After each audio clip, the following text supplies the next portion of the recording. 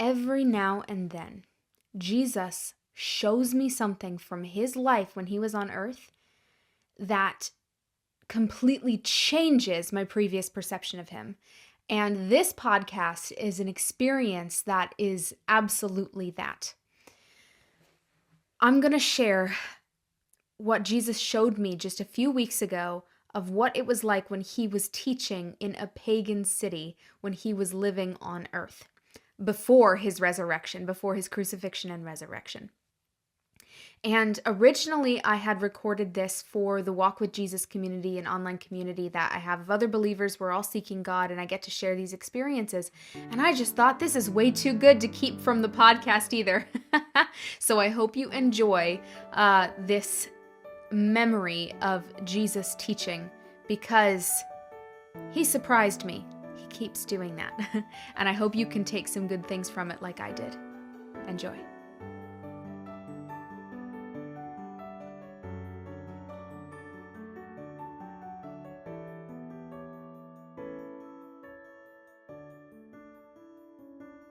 Tonight I have a really cool experience to share. I don't know if you guys have ever wondered what it would be like to watch Jesus teach. But I have definitely asked that question before, and this week Jesus gave me the second experience ever getting to see what it was like for him to teach while he was here on earth. Um so I'm going to try to set this up in a way and catch you up. Some of you will be familiar with how this is even possible.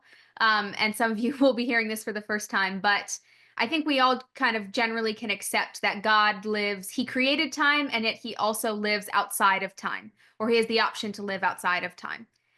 Um, and so what this means in a sense of what I get to experience is sometimes God will show me things that happened in the past or maybe are going to happen in the future.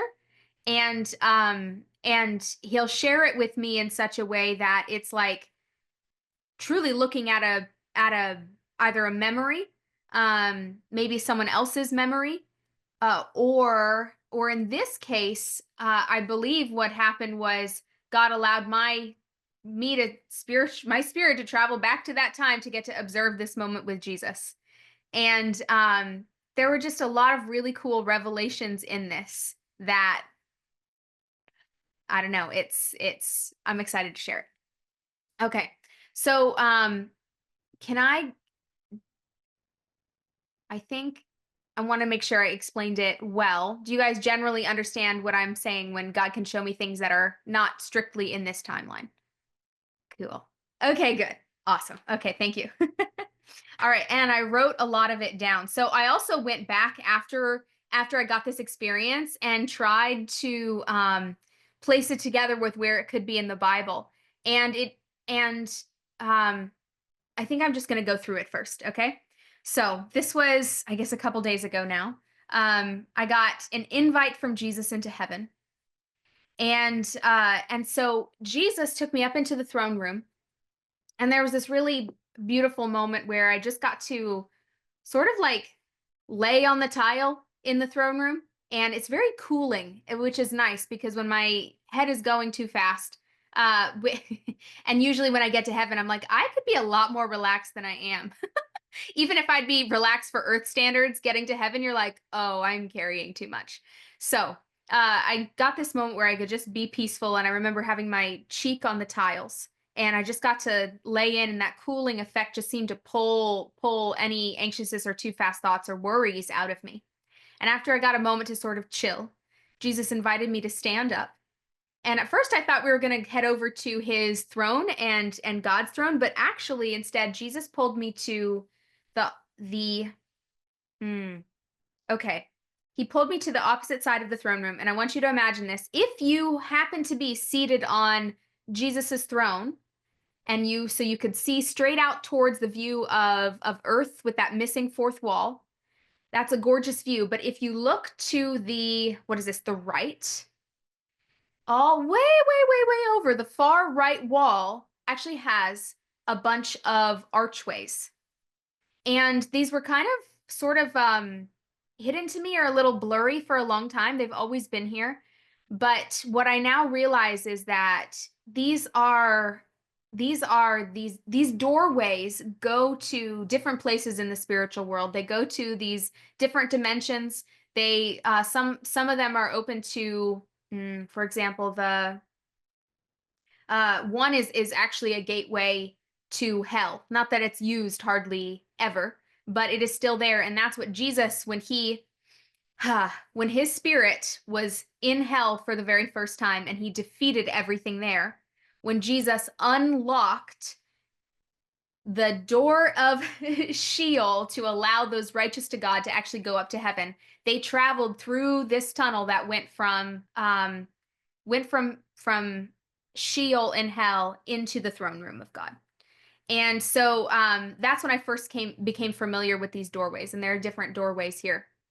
And so Jesus walked me up to one of them. I didn't know which one it was, but he did turn to me and say, "We're going into the past." Like, okay, thank you for that heads up. And so I'm not even sure there was necessarily a door, but we went when we pressed through. It was kind of like going through. Okay, I want to set it up a little even better. It's just cool. Imagine, yeah, going from the throne room to this wall that has this archway, but this archway it looks like it has like shimmering parchment paper almost. And so I couldn't exactly see what was on the other side, but Jesus went first. Thank goodness he was holding my hand. And he went first. And then following his lead, he, just kind of glided right through and I went after him. And pretty immediately after that, a whole new scene showed up. And one of my first clues that I could tell it was somewhere on earth was because even though I was a spirit in that moment, or my spirit was just visiting, I could feel the dust. There was dust. It was just dust. And that's just not something, heaven's not dusty, but earth certainly is. So I look around and it very quickly dawns on me where I am. I can tell I'm in a city and sort of a city square, and this is definitely, I imagine it was some in Jesus's time, because there were these, I think it was like,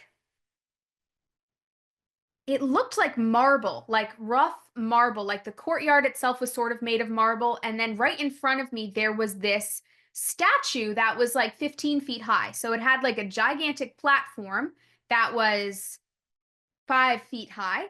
And then on top of it was this statue, and I didn't really get a good look at the statue, but I sort of figured out what that was later. And and there were people milling about. They definitely had clothing on that reminded me of Jesus's era. And over to the, let's see, the right side of the statue as I was staring at it, I actually could feel Jesus, who had guided me here, saying, "Look around that corner. Look around the side of this statue." And so at that moment I can hear Jesus's voice and he knows me, but I don't see him anywhere. And I go, "Where are you?" And he goes, "Dakota, I'm going to sort of be," he said, "I'm going to sort of be with you twice in this experience." And he said, "You're going to have my voice as I know you today, but you're also about to see me at the time that I was alive. And that version of me that you're about to see isn't going to be aware of you." And Jesus also let me know, "Dakota, you're really truly here as a spirit right now. Like nobody sees you." And that had some interesting ramifications we'll go over later, to be spiritually there, but not physically there, and how I could interact with the other spirits there. And there were a lot of other spirits there because as I rounded, okay. I didn't know it yet, but there were a lot of other spirits there because this was not a Jewish city that Jesus had visited. This was a pagan city. And this particular place happened to be this like rampway up to one of the temples. Yes, temples to worship a pagan god. And this was a place that Jesus had chosen to preach. Now I looked up in the Bible where it was listed some of the pagan cities that Jesus preached, and there were three. There was I don't know if I'm saying it right, but Tyre, Sidon, and Decapolis. And I am pretty sure that this, because I felt like Jesus was telling me this one is Tyre, the city of Tyre. So, and that was all later. I was able to put this together later. All right, so that's kind of the setting. I feel that Jesus, who knows me, the present day Jesus, was pointing me around, pointing my attention around the side of the statue. And so I walk to the side and see, just like a normal group of travelers, there is Jesus, Jesus Christ, and at least 10 of his disciples. It could have been all 12, but for some reason I think it was 10. And they were sitting at the almost at the base of the statue. The statue itself had a place where you could naturally sit, and so they were Jesus was sitting there and a few others were standing. They were roughly in a circle, and I just looked at them for a second like, there they are. But what was so fascinating about it is I could really tell, like, they just looked like there was nothing godly about the group in that moment. Maybe that they were together and you could tell they were united, but they were tired. They were really tired. And I also got the sense that they had probably just traveled to this city. And so they had used a lot of energy that day just to get to this point. So it's still daytime out, and there's plenty of other people walking by, just a marketplace. Or it's kind of felt, it had a marketplace vibe, but there weren't that many people selling things in that center. And so I okay, as I was looking at the disciples, yeah, I saw Jesus sitting, but I looked around and one of the disciples, I don't know who, but he was sick.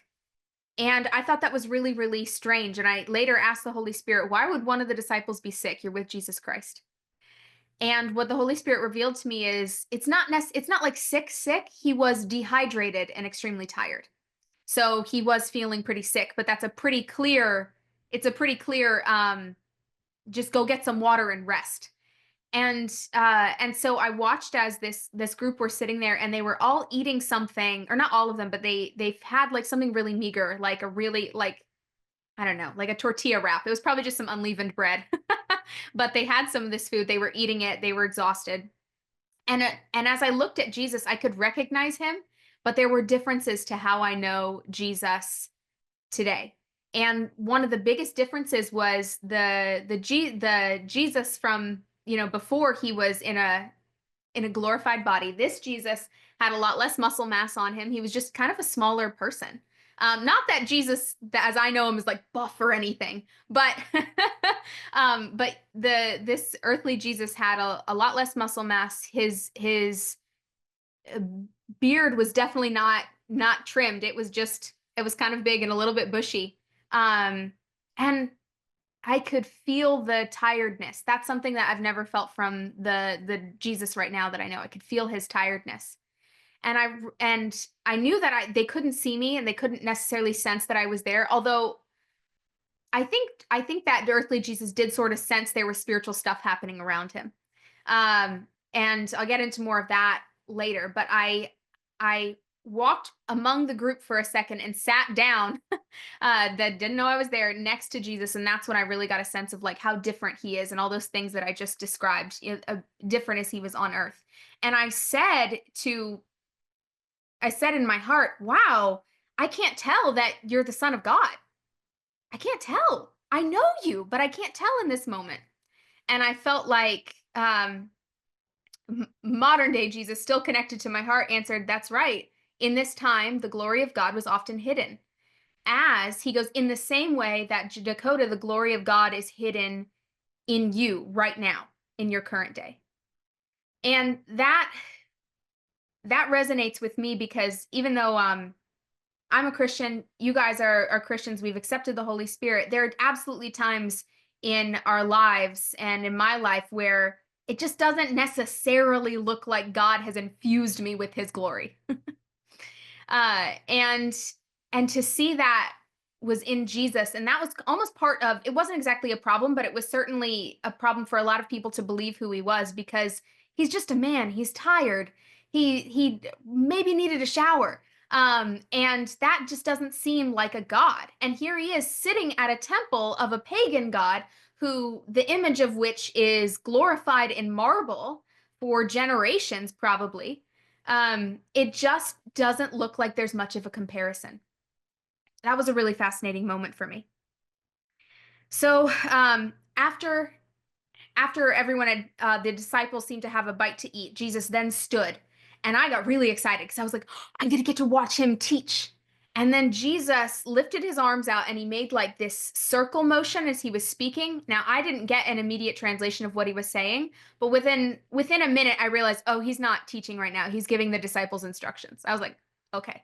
So as Jesus was speaking, his arms, he was pointing out, I think, the layout of the square, and he was sending his disciples, you go here and gather this, you go here and find lodging, you go here and find, I don't know exactly, but he was sending them out in errands. And then four of his disciples were to just stay with him. And at that moment, someone, after he had gave the instructions, someone stood up really quick, of the disciples. He had been seated and he stood up really quick. And it was unusual to me because they were so tired. How does someone have that energy to sort of stand up quick?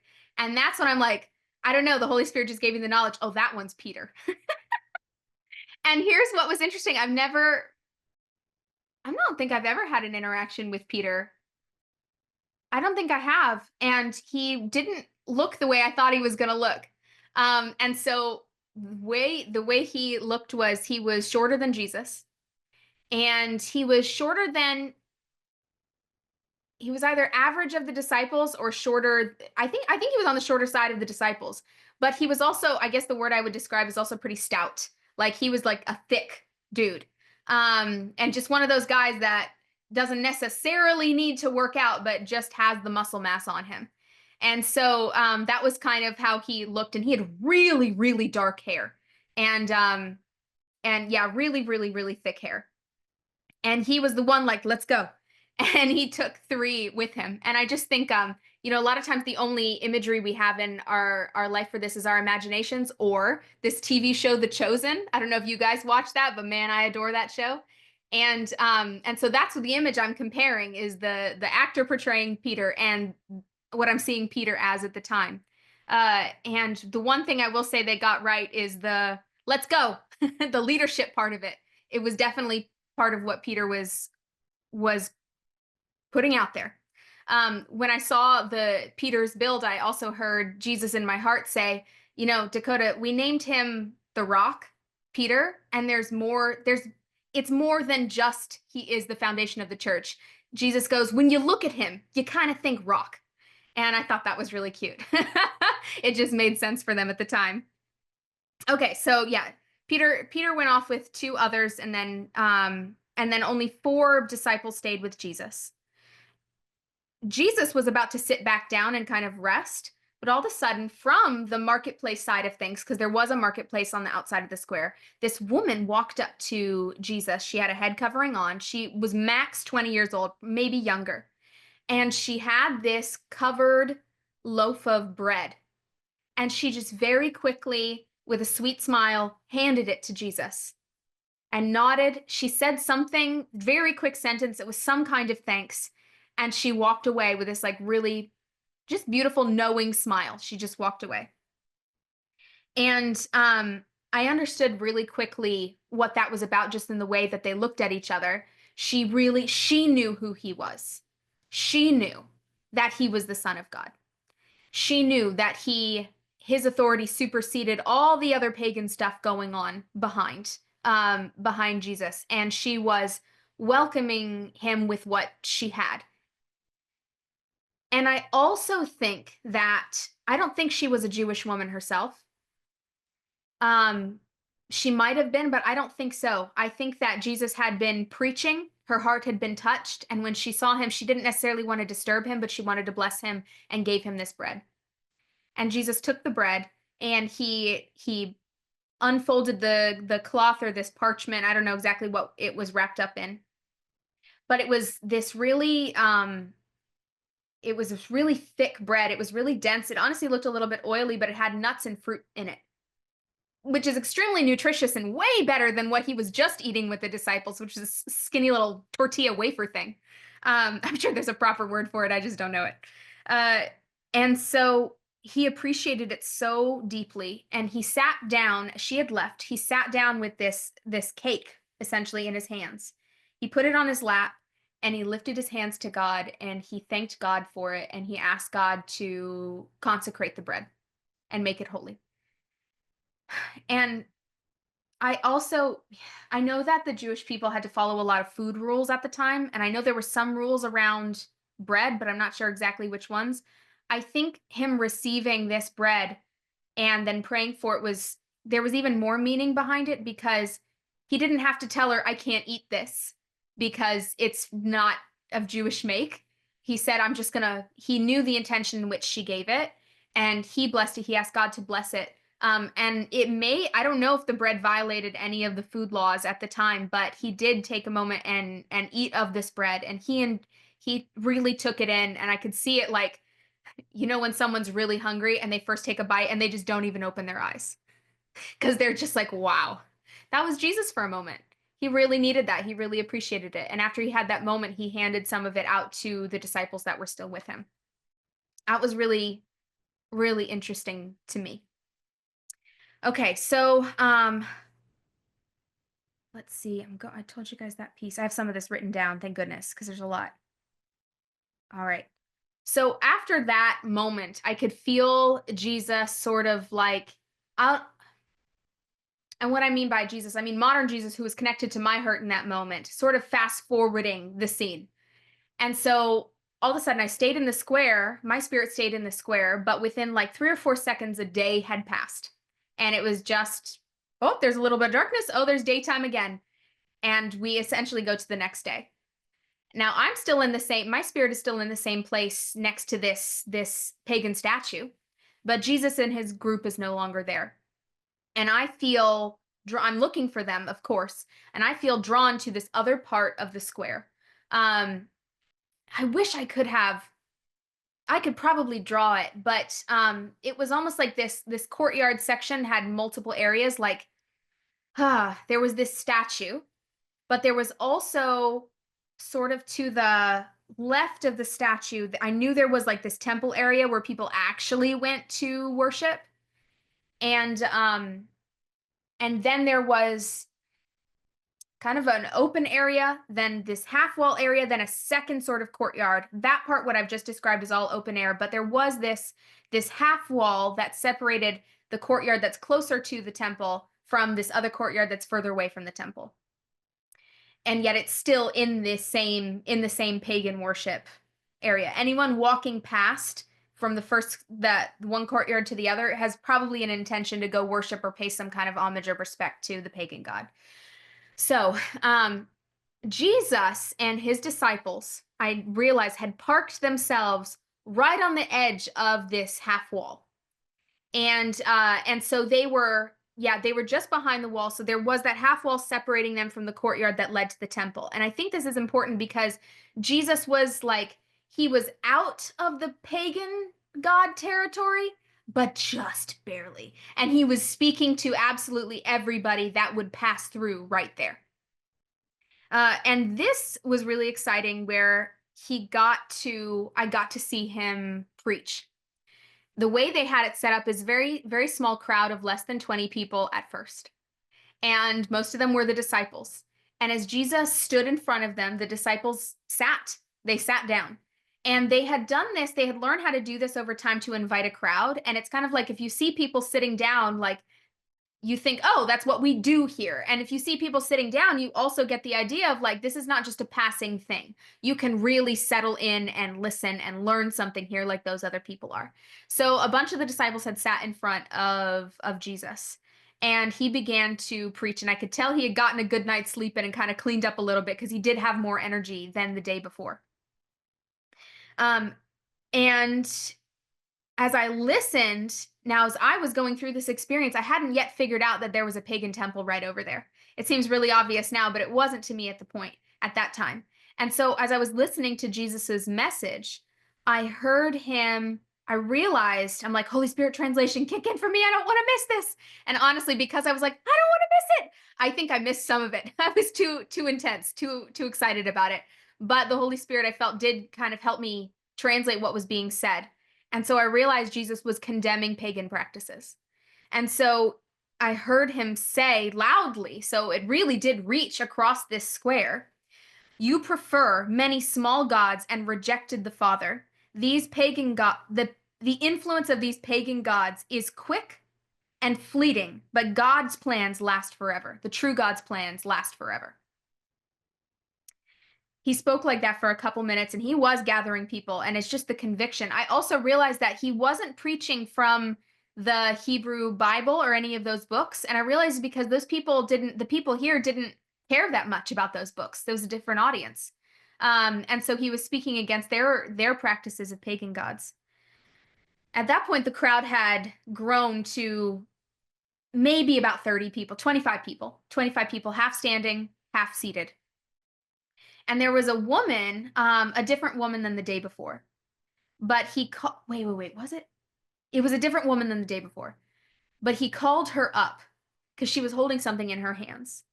And she was holding actually a very small idol or something, it was either an idol or an offering that she was about to walk into this temple and do the practice and the ritual of asking for that pagan god's blessing. And Jesus called her forward, and he was very firm, but let's see here. I think he gently, firmly kind of took it from her hands for a moment, and he said, "Do you pray to this and expect to get help?"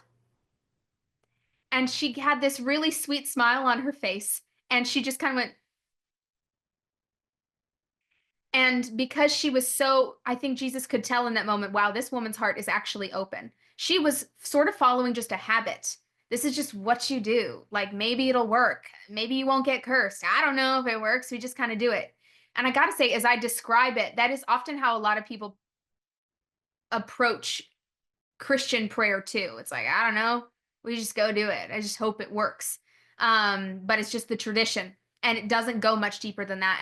And for this woman, there hadn't been another option. If you wanted to get more spiritual, then you better just go to one of the temples, especially this temple.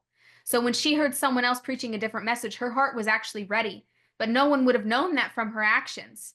And that's why Jesus needed to stand there and call it out to give these people a chance if their hearts were ready to receive something different. So when she kind of just shook her head no, Jesus just very kindly smiled at her and put a hand on her shoulder and sort of guided her back into the crowd. And there was just such a kindness there. Um, and that was really beautiful. He hadn't necessarily had a convert yet out of her, but he saw her open-heartedness and willingness. And I'm telling you, if if she had been like, maybe, or like defensive or something, I know he would have called out, this is not the answer. But because she had that response, it was open, he was much kinder.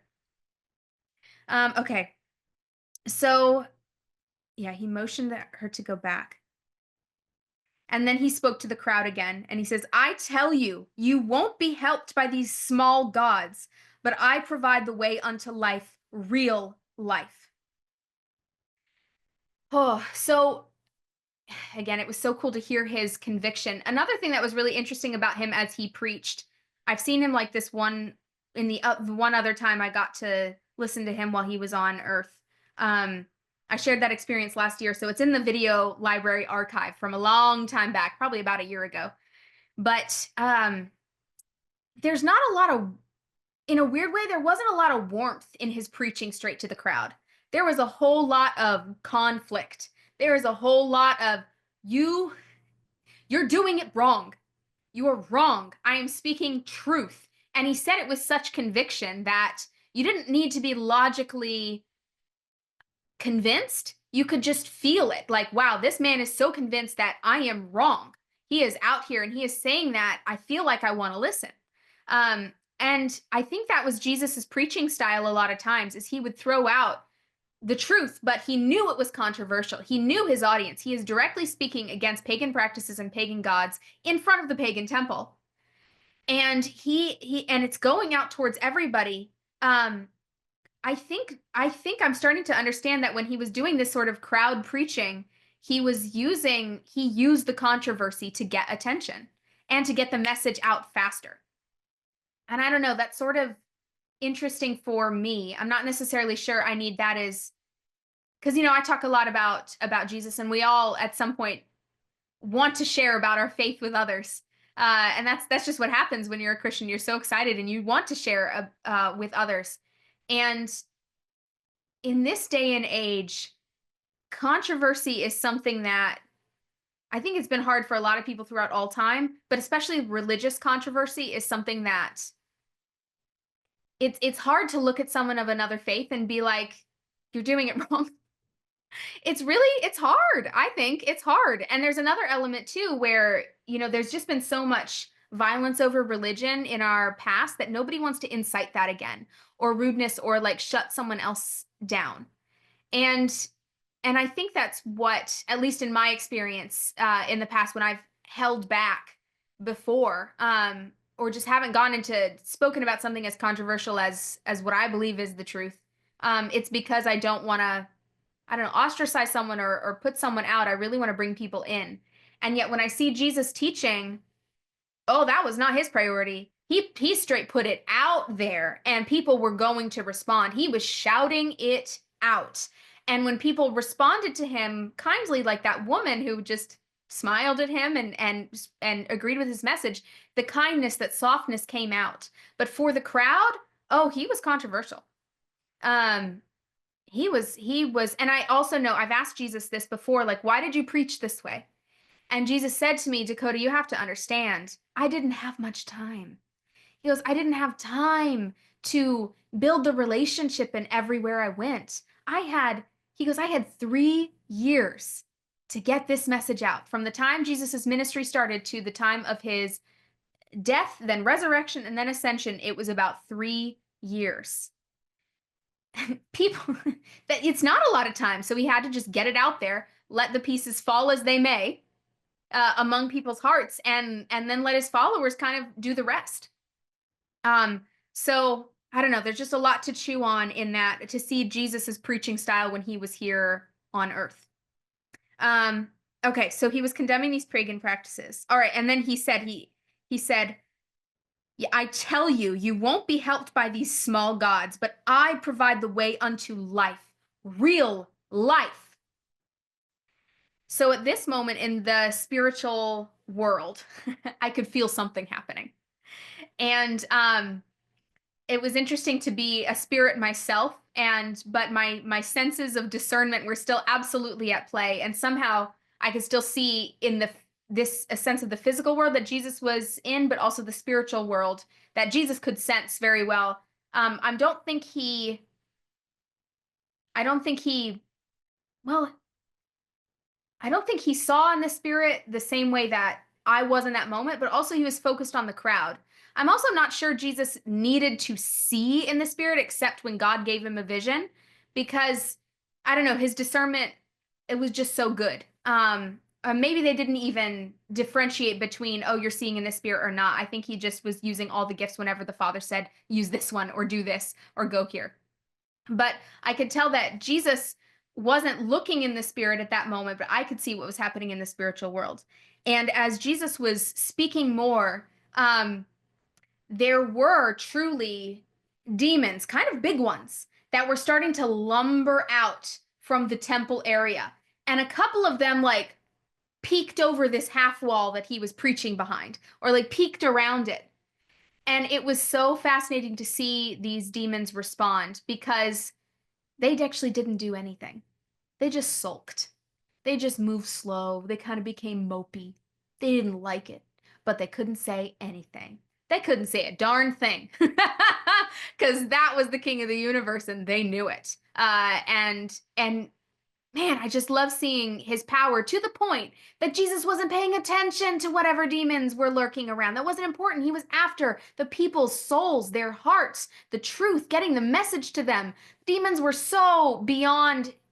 He could feel stuff happening spiritually. And I know that because I saw him sort of, like, I could see him sort of shift when I saw something happen spiritually, or like, I'll describe it more as it comes in later. He could feel it, but it wasn't even a priority. He was after the people. I love that. Okay. So, yeah, the demons were sulking, but they didn't challenge him because they couldn't. So after Jesus says, I'm the way and I'm the life, he looks at the crowd, he put a big statement out there, and then he smiled. And it was almost this acknowledgement of, I know you think I'm crazy. And then Jesus said, and yet I know you withhold your belief. And he goes, by the end, it was sort of like, mark my words, by the end of this day, you will see the work of the true God in me who was hurting. Oh, it's wonderful because that was his call. Bring me your sick. Let's do this. Let me show you that my actions back up my words. All right, so from the middle of the seated crowd, the crowd had definitely grown. Like it was at least 40 people by this point. And I think that's also why the demons had started to take notice. They were like, hey, those people were supposed to come to us. And they didn't. And so he was gathering more and more people. And so from the middle of it could have been more than 40 or 50. So from the middle of the seated crowd, two men stood up, and between the two of them they had a third man, and the third man was clearly the one that needed healing because he wasn't able to walk. And so they sort of like dragged him up to Jesus. And I could just tell so much about this. I think it was just Holy Spirit knowledge as he came forward. I could see it in this, the man who had legs that didn't work. It was actually a really large man. It was really interesting. I'm not sure that factors in at all, but I just found that fascinating. And I could tell by the ways his eyes moved, I was like, this one is demon possessed by some level. There's just this sort of like extra wideness and like a bit of a shiftiness, but there for him also he was like not 100% present, I would say. And so that was definitely happening, but his two friends brought him forward, and I was, thank you. The Holy Spirit gave me this knowledge later too. The friends, one of them was actually Jesus's disciple. Do you remember how the day before Jesus had given instructions to his disciples? Well, one of the instructions, I believe, had been, go find this beggar man and bring him to me tomorrow. Convince him to come to me tomorrow and give this a shot for healing. And I love how like it's kind of cool to see how Jesus is, he's like, he's really orchestrating like the ministry. Like he was so strategic about where he chose to preach and who he chose to speak to. And then he was really strategic about bring me who's hurting, bring me who needs healing. But he had sort of had a plant in the audience because his disciple had already found somebody that really needed healing. But here's the deal, it wasn't a scam. He was strategic, but he was actually going to heal this man. It wasn't I'll pay you to act sick. You know how we hear like there's scam healing preachers that put plants in the audience to get the faith going, right? And that's not a good thing. Jesus had done the real version of that. He knew who he was going to be healing first, and yet he really was going to heal this man. So yes, one of the men bringing the one who couldn't walk forward was a disciple. The other was the man who couldn't walk had been begging. He had a lot of his income from begging. So the beggar's real friend was also bringing him forward. So they brought him forward in front of the crowd to Jesus.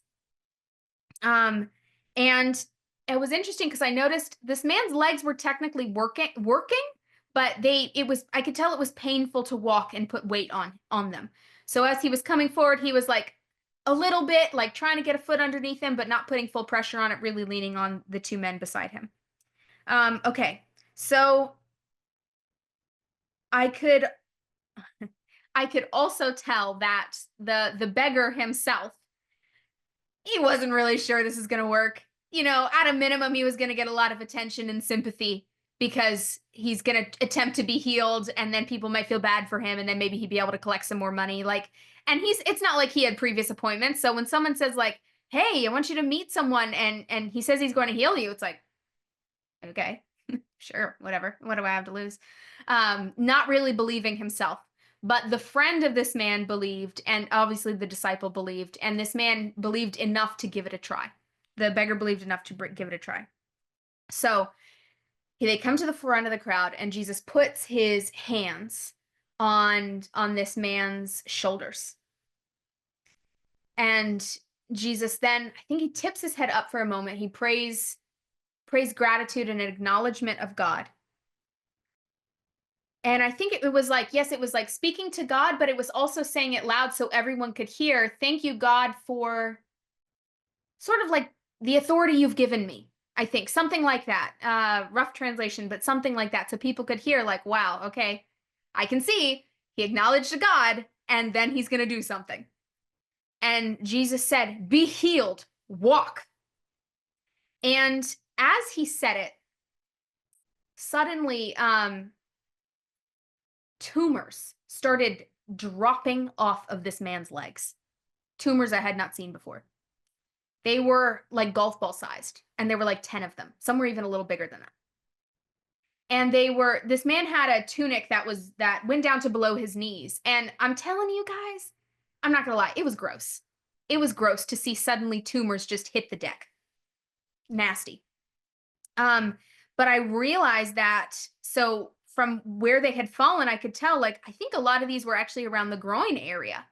And there were so many of them, that is what made walking painful. He could not walk properly because there was so much going on in that area. And there's a lot in this. I did some more research on worship of pagan gods in that time, and there were a lot of sexual practices to worship at that time. So okay, so just keep that in mind, because I googled something else after, and I'm like, I know what that thing was that you healed him from, at least in our modern day language. But that drops off, yes, it was disgusting. And as that was had dropped off of him, everyone was more than shocked. I mean, just what just happened? And Jesus also said, "Come out, unclean spirit." And I saw, oh, that demon fled like his tail was on fire. Oh, he did not put up a fight. You know, sometimes when I help pray for people or help do deliverance, I can see there are times where, like, maybe the demon's a little stubborn, or like it tries to resist for a minute, thinks it's a big man, and then I stick with it, of course, and then it has to flee. But there was absolutely no resistance period when Jesus said it. Absolutely none. It was like this demon was grateful to get out the way that it did. It was grateful to leave and not have something worse happen to it from Jesus. So at that, when I saw the demon fleeing. I know other people weren't seeing it, but I could see it fleeing. And as he did, this man's eyes sort of like fluttered. And he tilted his head back a little, and his mouth came open a little.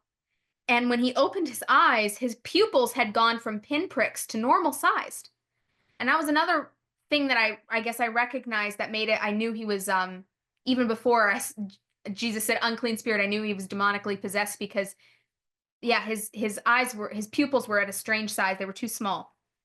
Um, and so so he eyes flutter, his pupils go back to the normal size, and he's just kind of standing there, suddenly feeling present and shocked. And Jesus says, "Speak." And I didn't even realize to that moment this man couldn't properly speak. I think when he had been speaking, it had come out as like word salad if he tried anything. It just didn't make sense if he could make any noises. And so he he went to speak, and here's the funny thing. He I could tell this man wanted to speak with his old speech pattern of words that didn't really make sense. And he couldn't access that speech pattern anymore. And the reason was, he had been, when he wanted to speak, he was in a way in his heart allowing that demon within him to speak for him. And it came out weird, but it was weird enough it sometimes got attention and begging, and like, okay, this guy's really lost it. Maybe we can give him a little something. Um, and that's how what he had been used. That had been his definition of speak for I don't know how many years. Suddenly that was gone. He couldn't access that anymore. That demon was gone. Uh, and he looked at Jesus just shocked. Like, I can't speak, but he could speak. He knew he could, but he just hadn't engaged it yet. And Jesus just smiled so big. Jesus just smiled so big, like he knew what was happening. Uh, and Jesus said, "You're without the burden of sin anymore. Walk and speak freely." And I knew he meant spiritually free. I didn't even get a chance to see this man speaking. I did get to see him walking later, but I didn't get to hear him speaking. All this happened really quickly. Like, I described it slow, but it happened really quickly. Like, tumors hit the deck. Jesus said, "Unclean spirit, leave." He sort of has a head flutter, and then he's like, the beggar's like, "What just happened?" So someone at the back of the crowd yells, shouts, frantically shouts out. And it took a second for the Holy Spirit to translate it for me, but they were shouting like, Demon King, Demon King, watch out for him, Demon King. And Jesus, so quick, I mean so quickly, guys, he snapped back. It's really funny to say he snapped back, but he did, loudly. And he said, you don't know me. And that really was that you don't know me was so, it just went so much deeper than it really was, you don't know God. Like it, that's what he really meant. And he said, he continued and said, a house, and I know he said this in the Bible too at another point, but a house divided against itself cannot stand. So, and his point was, if I'm the demon king, why would I be driving out the demons? Why would I be driving out these bad spirits? And he said, I command God's will and cast it away, but you don't recognize righteousness when it's right in front of you. And that's all he had to say to them.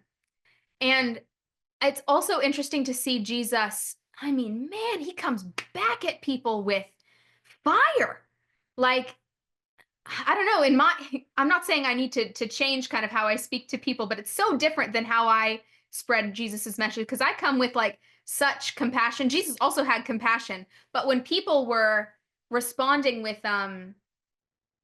anger or ego, or not always fear, sometimes it doesn't always have to be fear, but like painting their own biases on it or whatever it is, he'd come back so hard. He is not scared to call someone else out for being just incredibly wrong. And he would also do it because there's a crowd here. He would do it because he knew that maybe other people are thinking it and they need to hear and see him respond in that moment. And he didn't try, for that person that called out, he didn't say anything else to them. He didn't try to say, you need to believe. All he said was, you don't even see God when he's right in front of your face. And he said it really strong. So the crowd quieted. And when I looked back at Jesus, I swear Jesus was a little like, all right, I'm just getting started. It was awesome to see. And at that point, I think he called out again, who else? Who else? So then a little girl walked forward, and she had sort of been on the edges of the standing crowd, but she walks forward. She's got a head wrap on. She's like 10 or 12. And I could tell that she would have been considered legally blind today.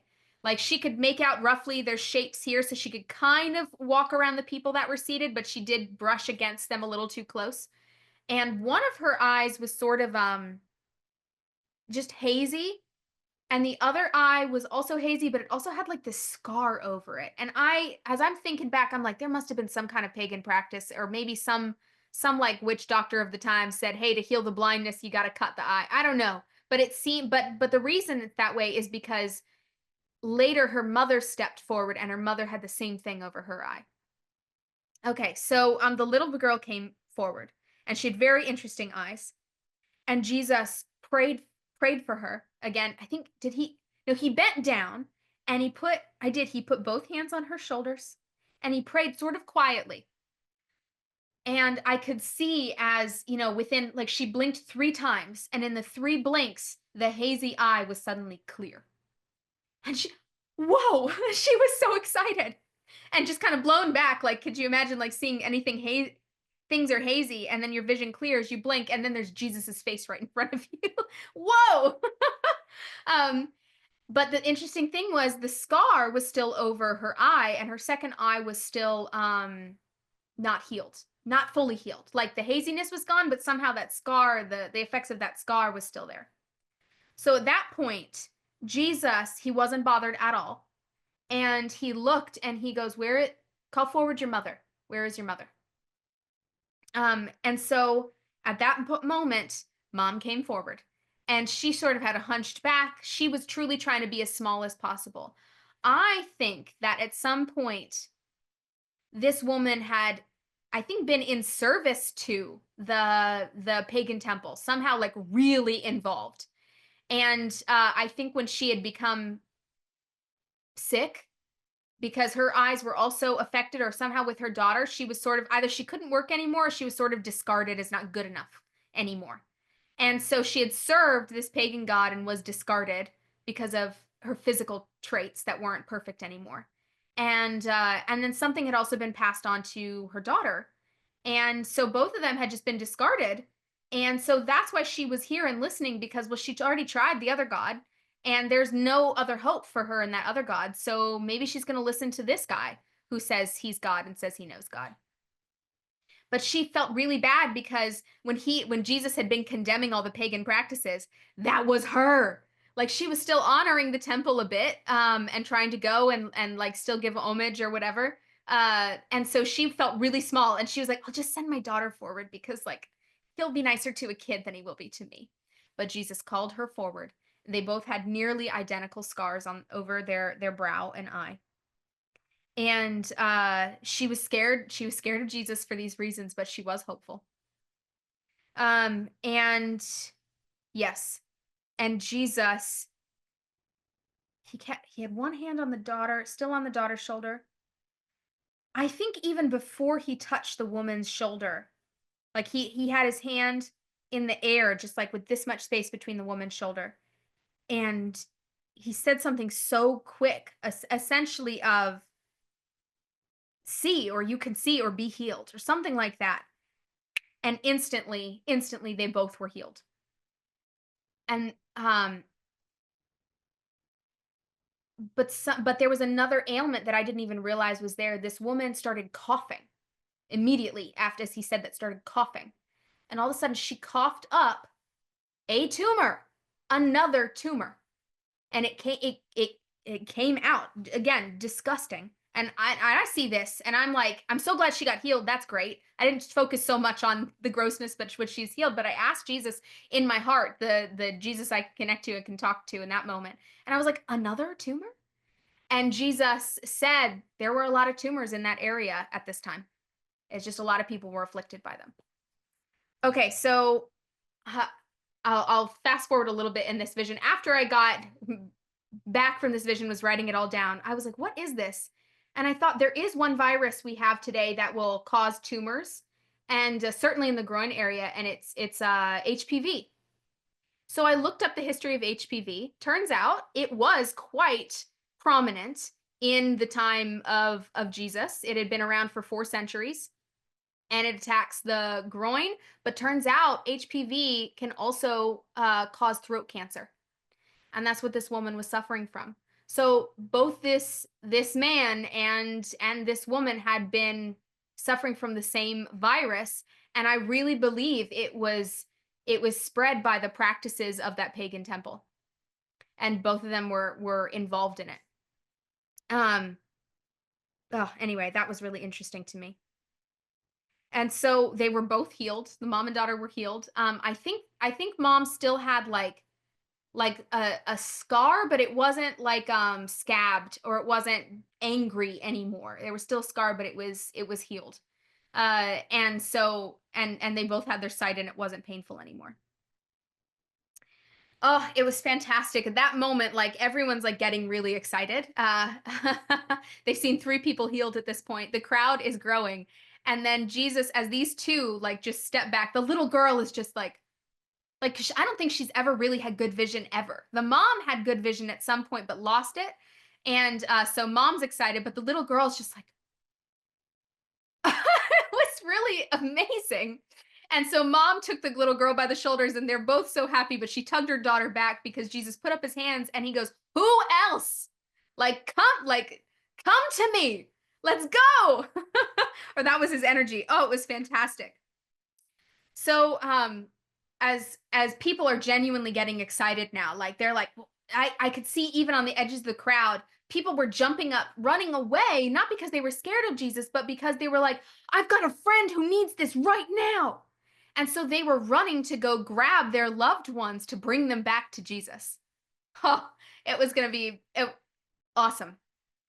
So as I see this happening and people are also starting to approach Jesus, I see some of the disciples, like three of them, I think. Yeah, 3 disciples sort of closing ranks a little bit around Jesus. And I realized like they are also guarding him from the side, so he only deals with one person at a time, essentially. Because I could totally imagine in that case everyone just rushing, and I'm sure Jesus could heal, everyone at once, but these disciples were in a way that they were orchestrating the crowd, and making sure Jesus just had to focus on who was in front of him. Well, I also felt like in that moment I was directed to look at what was happening in the spiritual world, because at this point, with three healings having happened, and especially with the sicknesses probably having come from the pagan spiritual practices, and the healing of that's a big stir up in the spiritual world. So I looked around and I saw this huge host of, I mean, it was like 20, I really think like 20 angels having stepped forward, and were created this ring around Jesus.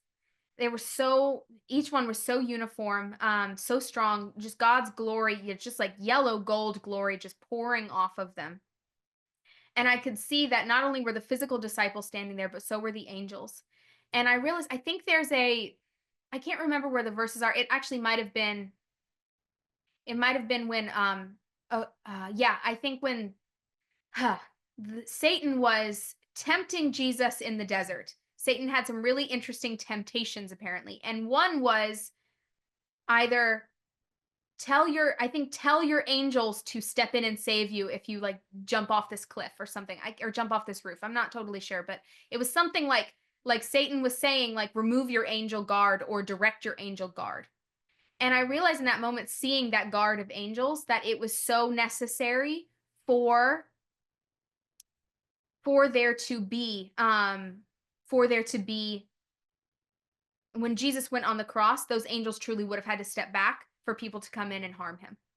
And that was part of God's plan for Jesus. He was going to allow harm to come to Jesus when it came to going on the cross. Um uh, but I could also see all these demonic forces sort of swirling around, but they still couldn't do anything. And I got to stand with these angels in the line of these angels and just stand with them and feel their God's glory and protection. And it was just so incredibly peaceful. It was amazing. And at that moment, I felt myself getting pulled back out of the scene. That was all I was going to see for that day. And Jesus then encouraged me to, yeah, open my physical eyes, come back to myself, and then write it down. And then write it down. So that was this amazing experience I had watching Jesus preach. And I cherish these moments. I cherish them. And it really challenged a lot of the ways that I would have imagined he did it. He was pretty blunt and yet super empowered. It was fantastic. I hope you enjoyed this episode of the Walk with Jesus podcast and got just some uplifting moments, maybe some surprising moments from these stories of Jesus's time. It's fascinating because we do know, because the writers of the Gospels say Jesus did more than what was written in these books, and yet the things that Jesus has shown me may not be specifically mentioned in the Bible, but the stories are so similar to the other stories he shared. I believe it fits right in with his character, what Jesus has shown me about this experience. If you are interested in the Walk with Jesus community, you want to be in on the discussions that follow when I get to share these experiences and when we do Bible teachings, then head on over to my website, thedakotalee.com, so you can check out what it is to join. You can join it for as little as $1 a month. All right. Have a wonderful morning, afternoon, or evening, and I will see you next time.